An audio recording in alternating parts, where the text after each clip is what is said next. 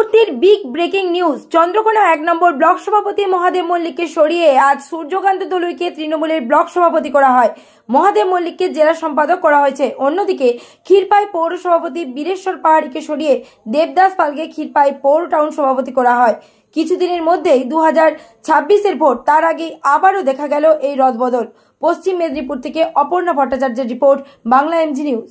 আমরা খুব খুশি, খুব উচ্ছ্বসিত। শুধু আমি নয়, আমাদের সমস্ত তৃণমূল কংগ্রেসের চন্দ্রকোনা 1 নম্বর ব্লকের সমস্ত পরিবার, অর্থাৎ ছাত্র যুব মাদার প্রত্যেকটি পরিবারের, আমাদের শাখা সংগঠন থেকে শুরু করে প্রত্যেকটি পরিবারের তৃণমূল কংগ্রেসের প্রত্যেকেই আমরা খুশি, খুব উচ্ছ্বসিত এবং আগামী দিন ভালো দলের সংগঠন আরও মজবুত হবে। মমতা বন্দ্যোপাধ্যায় এবং অভিষেক বন্দ্যোপাধ্যায়ের হাত আরও বেশি করে শক্ত হবে।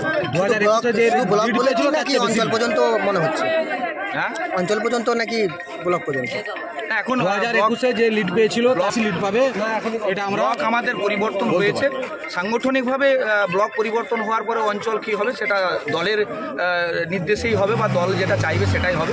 আমরা সূর্যদলী সভাপতিত্বে, আমরা যেভাবে সূর্যদলী নেতৃত্ব দেবে, আমাদেরকে যে নির্দেশ দেবে আমরা সেভাবে পালন করব। আপনার নাম? আমার নাম গৌতম মল্লিক। আজকে দেখলাম যে সূর্যকান্ত দোলে মহাশয় তিনি আজকে সভাপতি পদে নিযুক্ত হয়েছেন, তো কি বলবেন? দেখুন, দল একটা সাংগঠনিক রদবদল অনেকবারই হয়েছে। তো দল চিন্তা ভাবনা করেছে 2026 নির্বাচনের আর কয়েক মাস মাত্র বাকি আছে। তো সেই জন্যই চন্দ্রকোনা বিধানসভার চন্দ্রকোনা 1 নম্বর ব্লকে একটা রদবদল করার প্রয়োজন ছিল, দল মনে করেছে। সেই জন্য সূর্যদলীকে দায়িত্ব দিলে বিধানসভা নির্বাচনে ভালো ফল হতে পারে। এবং সূর্যদলী যে মাপে রাজনীতিটা করে, সবাইকে সঙ্গে নিয়ে সাথে নিয়ে যেভাবে রাজনীতিটা করে,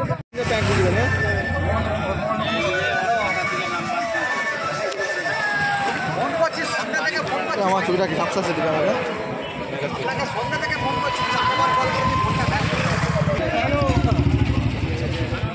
জোড়াফুল প্রতীক রয়েছে। আর তো কয়েক মাস পরেই বিধানসভা নির্বাচনে আপনারা জানেন যে 2011 সালে যে আসন পেয়েছিল, 2016 সালে তার থেকে বেশি, 2021 সালে যে আসন হয়েছিল, 2026-এ তার বেশি আসন পাবে এবং মমতা বন্দ্যোপাধ্যায় চতুর্থবারের জন্য মুখ্যমন্ত্রী হবে, এটা নিশ্চিত।